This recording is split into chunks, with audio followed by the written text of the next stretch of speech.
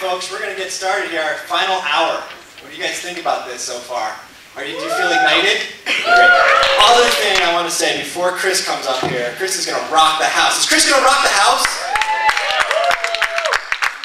I also want to acknowledge Steve Goodwin, Dean Goodwin from the College of Natural Sciences. Look at that man. He is in here and he's proud. He has been a huge supporter of sustainability on campus. He's on our Environmental Performance Advisory Committee. I'd like to thank Steve for all your involvement and support of Earth Day this year. So let's give Steve a round of applause. And all the support he's providing through the Stockbridge School, the Plant and Soil Science, supporting all those the initiatives that we've seen today, right? All those things that have to do with food and through academics, and I mean, thanks to Steve and all the students, obviously, we have so much going on campus, and it's really a cornerstone of sustainability here, right? Right? In 3, 2, 1, ignite. Thank you. My name is Chris Grant. I'm a senior in Plant, Soil, and Insect Science with the Horticulture Business track. I'm also the owner of Grant's Plants in Essex. The first part of this is going to be about agriculture in New England. Now, it's changed a lot over the years, where for every one farmer in the United States, there are 80 people playing Farmville on Facebook, with the idea that all agriculture is sustenance agriculture, growing a little bit for your family, just having a really great time earning coins. And that was the norm up until about the 1850s. After that, there was this huge westward expansion and farmland abandonment. So that's why we have rock walls growing through what's now forests. So what wasn't taken over by forest, we still have. Now with the whole westward expansion thing, there were more people, we needed more food.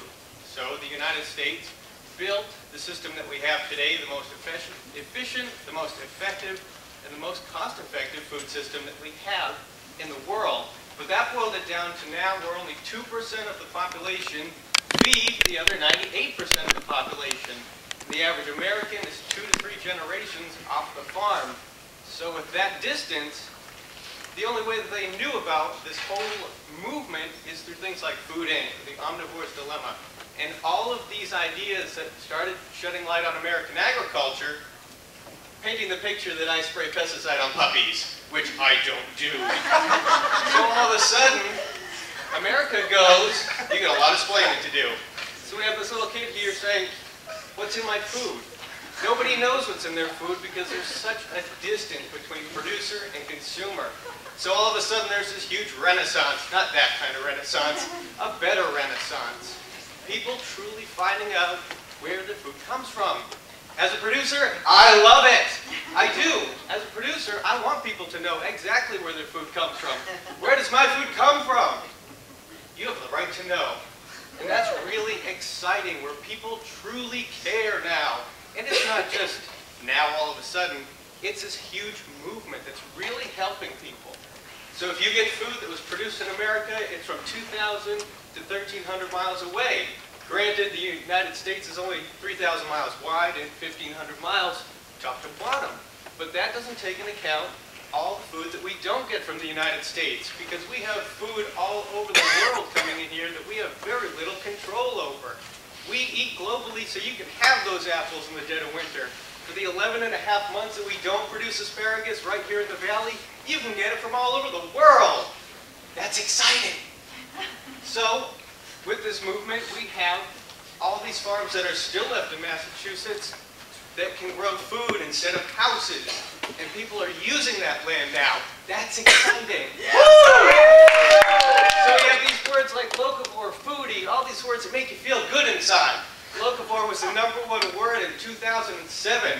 That's good. This is the rise of farmers markets in Massachusetts, and that equals opportunity. Opportunity for my dad and I to do something like this.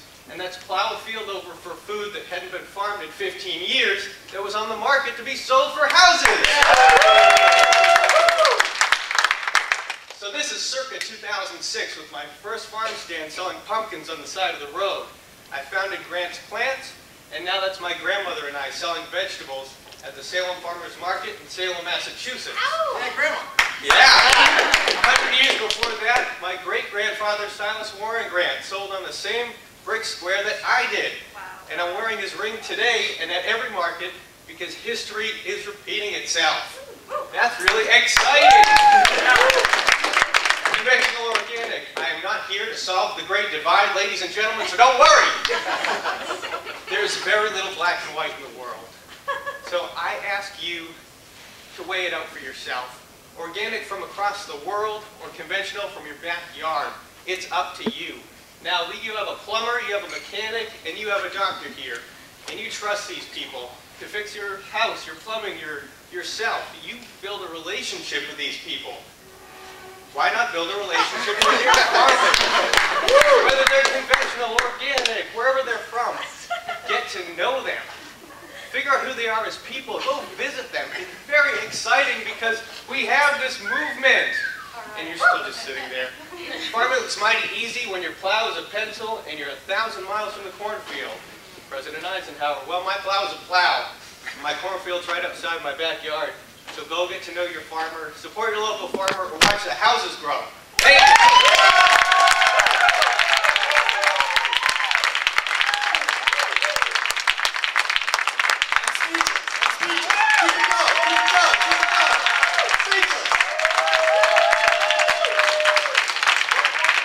He's grabbing his backpack, he's out of here. He's out of here. No, stay, please stay. Actually, you know what? Come on up here and do the rest of this one. No, that was awesome. Thank you, Chris. All right, we're moving forward. Whoever's up next, no pressure or anything, but that is a tough act to follow. But I'm sure whoever's up is up for it.